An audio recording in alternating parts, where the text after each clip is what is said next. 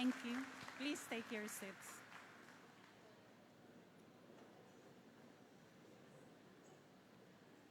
President of the University of the Philippines, President Angelo A. Jimenez. Chancellor of UPOU University, Professor Joanne V. Serrano. Esteemed deans, faculty, officials, and former officials of UP. Distinguished guests, proud families, and to you, our exceptional graduates. Good evening. Good afternoon. It is both a humbling and deeply personal for me to stand before you today.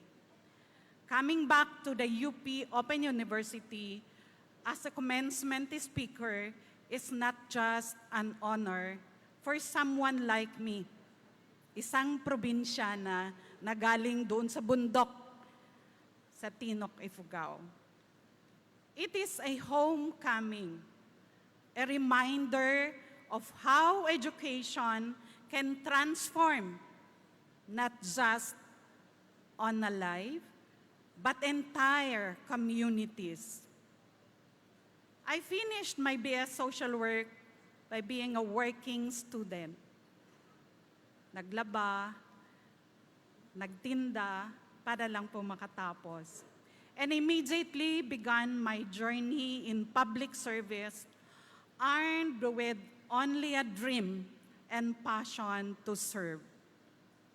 I walked long roads, literally and figuratively. Wala pa pong sasakyan kung saan po ako inassign. Driven by the belief that service is not a task assigned, but a calling embraced. In 1998, when we were oriented about the Open University, we were so excited.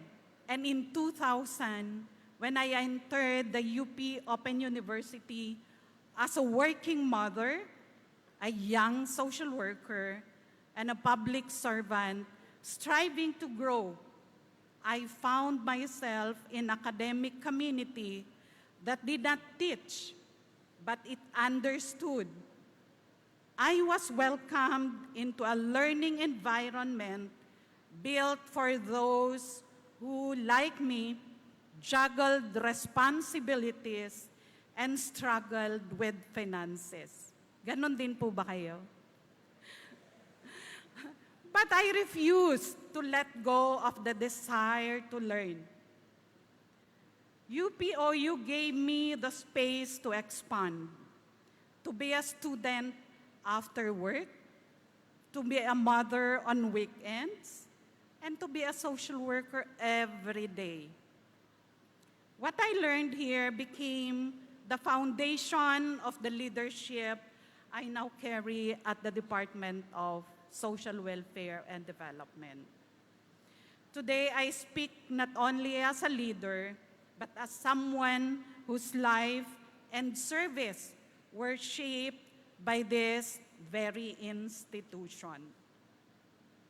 Our theme today, constancy, change, and coexistence, beautifully mirrors the realities of social welfare and development work. Constancy, because our values anchor us when the world or circumstances shifts. Change, because we cannot deliver services in the Philippines of today using the tools of yesterday. Coexistence, because no social program succeeds without communities, institutions, and people working together.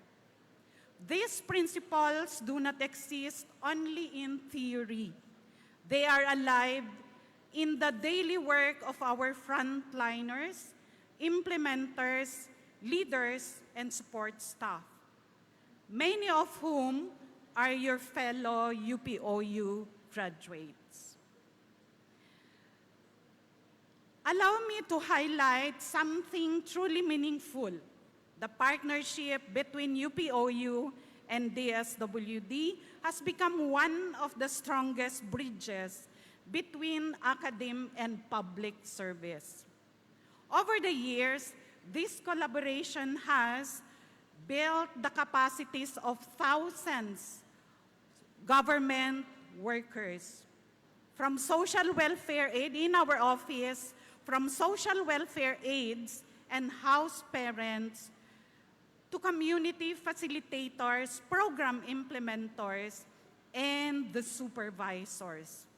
Many of them pursued diploma, master's degree, and certificate programs through UPOU, while continuing to serve on the ground. This has resulted not only in upscaling individuals, but in raising the competency of entire units and the programs. It also strengthened systems for more efficient social service delivery.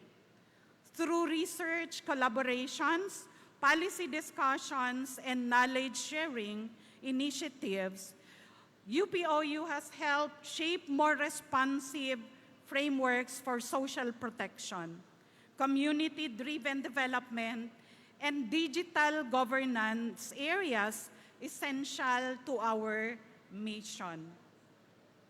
Third, it supported the DSWD shift towards digital, data-driven, and learner-centered approaches. UPOU's pioneering work in open and distance e-learning became a roadmap for our own capacity-building systems, especially during times of crisis. We started this, and this was fully utilized during the COVID, when continuous learning kept services afloat and responsive. Fourth, champion micro-credentialing and flexible learning pathways. In recent years, UPOU has led pioneering efforts to advance micro-credentialing as a means of empowering lifelong learners, including government workers. Through small and stackable learning units, I have seen firsthand how UPOU has been an invaluable partner in our micro-credential courses and trainings at the DSWD Academy. Consistently strengthening our capacity initiatives, their work in this area is not only timely, but it also aligns with global trends in learning and workforce development through micro-credentialing and workforce development of the house parents, administrative staff, and community leaders can build meaningful competencies in a manner that is accessible, scalable, and responsive to real-world needs. Lastly, it fostered leaders who understand both heart and system. The DSWD today is strengthened by many UPOU-trained leaders and individuals who understand not only the technical demands of social protection, but the values of empathy, inclusion, and innovation. This partnership is proof that when higher education and public service truly exist, the impact reaches the poorest sitios, the remotest barangays, and the most vulnerable families. Graduates, sa ngalan po ng mga pinagsisilbihan ng Department of Social Welfare na nakikita po ninyo araw-araw sa lansangan, sa inyong komunidad, sa inyong mga daan patungo sa opisina, pwede din po na ba na tayong mag-partner? Katulad ng partnership na ginawa namin sa UPOU. Pwede po ba? Wala pong sumasagot. Kung nasa business kayo, baka naman pwede nyong i-employ yung mga na-train na po namin sa sustainable livelihood para hindi po palaging ayuda. Baka naman po, pag nasa private kayo, pwede rin nyo po kaming ma-partner doon sa ating mga civil society organizations. Or kung magaling kayo sa technology, baka naman po, pwede nyong tulungan ang ating mga frontline workers na gamitin po ito sa pagsilbi sa mga kliyente po nila. Graduates, ang pagtatapos po sa UPOU ay isang responsibilidad. Dahil alam po ng marami na magagaling kayo pagka nagtapos kayo sa UP. Tama po ba? Mahina. Hindi kayo magaling kung ganyan ang sagot. Magagaling po ba kayo? Aasahan, dahil sa galing na yan, aasahan kayo ng taasa ang taong bayan na kayo ay magsisimula ng pagbabago na ikakaunlad ng mas marami. Maghahanap kayo ng paraan na mapalitan ang mga di-akma na sistema. Mag-iisip din po kayo kung paano gamitin ang teknolohiya upang mapabilis ang serbisyo at marating ang mga malalayong bayan. At ang pinakamahalaga sa lahat, kayo ay patuloy na magiging mapagpakumbabang lingkod. Mapagpakumbabang lingkod. Mapapribado man o mapapubliko ang inyong mga pinagsisilbihan. O sanak sa negosyo man po kayo. Sabi nga po ng tatay ko, maniniwala po ako na ikaw ay nakagraduate ng masters kung makikita kita na marunong pa rin makipag-usap sa mga mangmang at walang pinag-aralan. Graduates, I stand before you as someone whose life was changed by UPOU's belief in flexible, inclusive, and transformative education.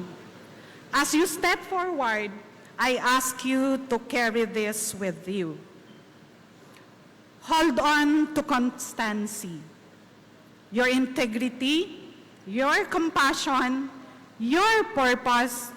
This will guide you through difficult decisions and lead you to your aspirations for yourselves, family, and community.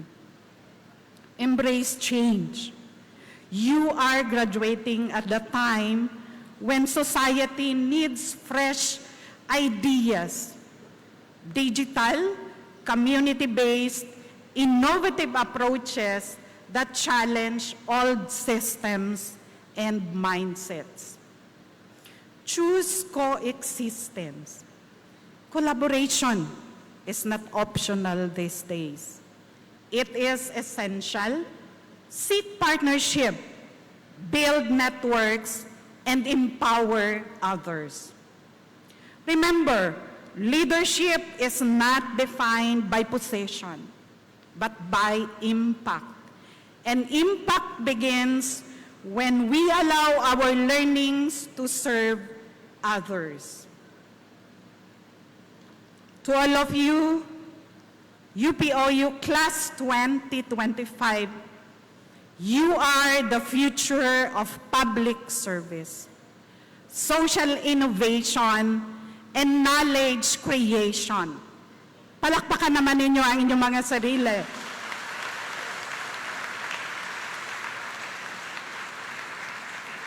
May your journey be driven by purpose, strengthened by learning, and guided by a heart that seeks to make the lives of others better. To continue to uphold the spirit of honor, excellence, and service to nation. May your next chapter be one of courage, compassion, and meaningful change. Mabuhay po kayo lahat at mabuhay ang UP.